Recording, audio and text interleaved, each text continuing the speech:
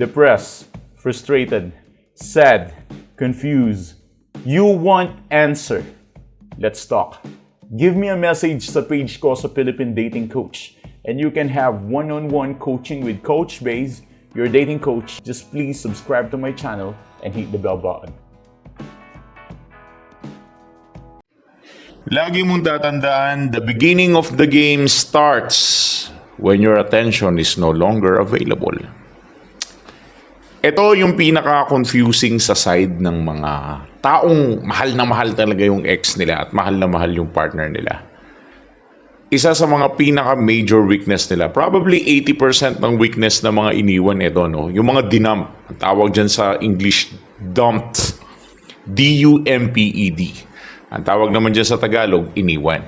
So, ano nga ba ang pinaka-weakness ng mga dinump? Ang pinaka-weakness ng mga dinump is brain cells. Grabe.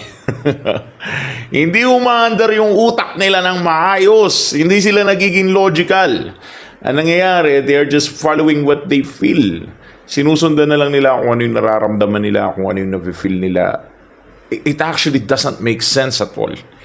It gives them, alam mo yun, parang nakaka-frustrate kasi imbis na mag-improve sila sa buhay at ibalik yung ex nila sa paraan ng intellectual na paraan, ang nagiging ending is habol sila ng habol. Kaya yung ex nila lalong nawawala ng gana kasi pinapatay nila yung attraction. And that's the problem here. Kaya nag-i-start ang game kapag yung attention mo is nawala na. Lagi mo itong tatandaan. Hindi ka niya hinahanap nung nandyan ka. Pero ngayong wala ka na, doon nagsisimula ang sakit. Always remember this, ha. Noong mga panahon na nandyan ka, hindi ka hinahanap. Pero nung wala ka na, doon na nagsisimula yung sakit. Here's the psychological truth about this. Hindi agad namimiss ang consistent. Namimiss ka kapag nawala ka.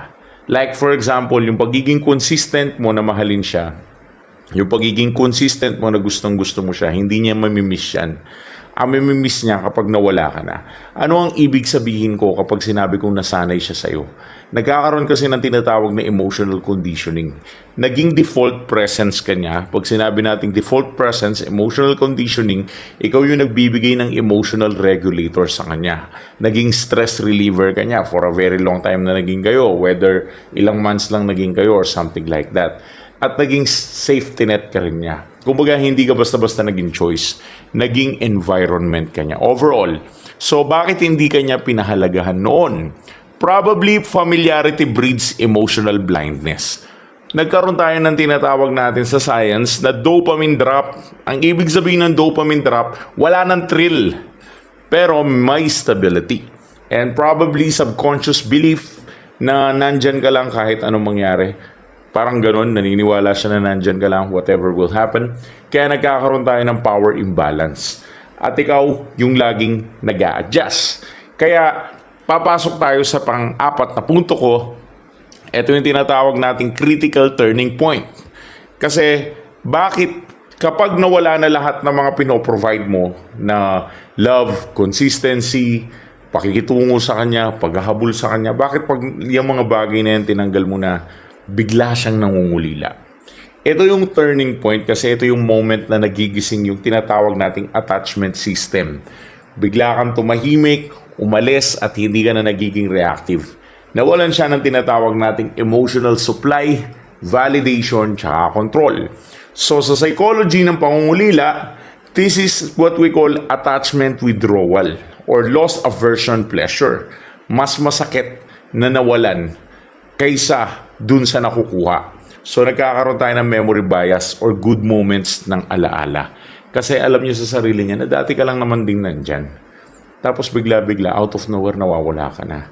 So mapapansin mo yan kapag nangangamusta sa'yo or nag-nostalgic siya pag nag-reviews ng stories mo. Pero kadalasan kasing kapalpakan ng kliyente ko or ng mga subscribers, kapag nag-reach out na yung ex nila, parang katapusan na ng mundo eh. Nag-reach out na yung ex, di nila alam i-handle. Isa sa mga bagay na dapat nyo matutunan kapag nag-reach out ng ex nyo is i-maintain nyo lang yung pagre-reach out niya. Kasi nangungulila yan sa'yo kaya nagre-reach out siya. Ngayon ang tanong, mangungulila ba sa akin to, coach? Coach, mangungulila ba siya? Ang sagot ko'y oo naman. Tignan mo naman kung gaano mo siya kamahal. Talagang pinapanood mo pa ako bilang coach base. Talagang top priority mo ako dito sa social media kahit ang daming vlogger dyan. Ako yung paborito mong vlogger. Ako yung paborito mong content creator. Bakit?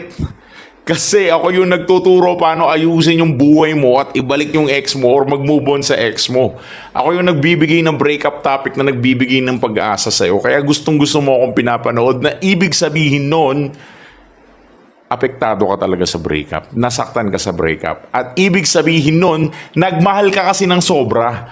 Kaya paano kanya malilimutan kung nagmahal ka ng sobra? Obvious naman na minahal mo siya. Tignan mo, pinapanood mo lahat ng mga strategy dito sa YouTube paano ibalik ang ex mo. Ibig sabihin, nagmahal ka ng sobra. At yung binigay mong love na yan, sapat na yan para i-maintain mo siya. Sapat na yan para sa'yo. Dahil yung love na binigay mo na yan, yan yung dahilan kung bakit mangungulila siya. Kasi once na nawala ka na sa buhay niya, hindi na niya mahanap yung love na yan. Hindi na niya makukuha yan kung saan-saan. Hindi niya yan mapupulot kung saan-saan.